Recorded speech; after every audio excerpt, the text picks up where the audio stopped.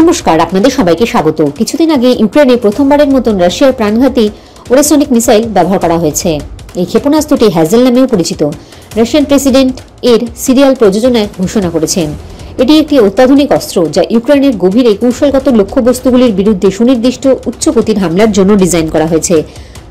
রাশিয়ার এই ক্ষেপণাস্ত্রটি নিয়ে ভারতের সেনাবাহিনীর আগ্রহ থাকতে পারে বলে মনে করছেন বিশেষজ্ঞরা। ব্রহ্মসের মতন এটিও যৌথভাবে তৈরি করা যায়। রিপোর্ট অনুযায়ী বর্তমানে পৃথিবীতে এমন কোনো বিমান প্রতিরক্ষা ব্যবস্থা নেই যা এটিকে ট্র্যাক করে ধ্বংস করতে পারে। রাশিয়া ইউক্রেনের দিনে প্রভেটুভস্ক শহরে একটি ওরেসনিক ক্ষেপণাস্ত্র নিক্ষেপ করেছিল, যার ফলে স্থানীয় সামরিক ব্যবস্থাপনার ব্যাপক ক্ষতি হয়েছিল।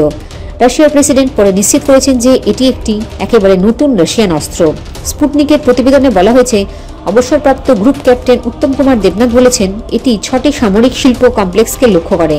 এটি একটি পারমাণবিক অস্ত্র দ্বারা আক্রমণের মতন দেখায়, কিন্তু হামলা স্থানে কোনো বিকিরণ পাওয়া যায়নি। এটি চূড়ান্তভাবে নিশ্চিত করা হয়েছে যে রাশিয়া একটি প্রচলিত মধ্যবর্তী পাল্লার ব্যালিস্টিক ক্ষেপণাস্ত্র নিক্ষেপ করেছে। ওরেসনিককে গুলি করার পর এটি তার টার্মিনাল পর্যায়ে 6টি ওয়্যারহেড ছেড়ে দেয়, কিন্তু যা এই অস্ত্রটিকে আলাদা করে তোলে তা হল এর গতি। এর গতি শব্দের গতির থেকে 10 গুণ বেশি। দেবনাথ বলেন যে বিশ্বের যে কোনো বিমান প্রতিরক্ষা ব্যবস্থা এটিকে বন্ধ করা অসম্ভব। তিনি আরও বলেন, আমরা যদি ইউক্রেনের প্রতিরক্ষা ব্যবস্থার কথা বলি, তা বন্ধ করার ক্ষমতা নেই। দেবনাথ অনুমান করেন যে ভারতীয় সামরিক স্থাপনাগুলি হয়তো ওরেসনিকের খবর নিয়েছে। দেবনাথ আরও বলেন, ওরেসনিককে যুদ্ধক্ষেত্রে যে ক্ষতি করতে পারে এবং রাডারের কাছে অদৃশ্য থাকার ক্ষমতার পরিপ্রেক্ষিতে ভারতীয় সশস্ত্র বাহিনী অবশ্যই ভবিষ্যতে এমন একটি অস্ত্র ব্যবস্থা রাখতে আগ্রহী হবে।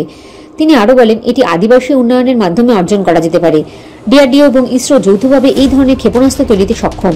তিনি বলেন, অতীতে রাশিয়া সহজেই ভারতকে গুরুত্বপূর্ণ প্রতিরক্ষা প্রযুক্তি দিয়েছে।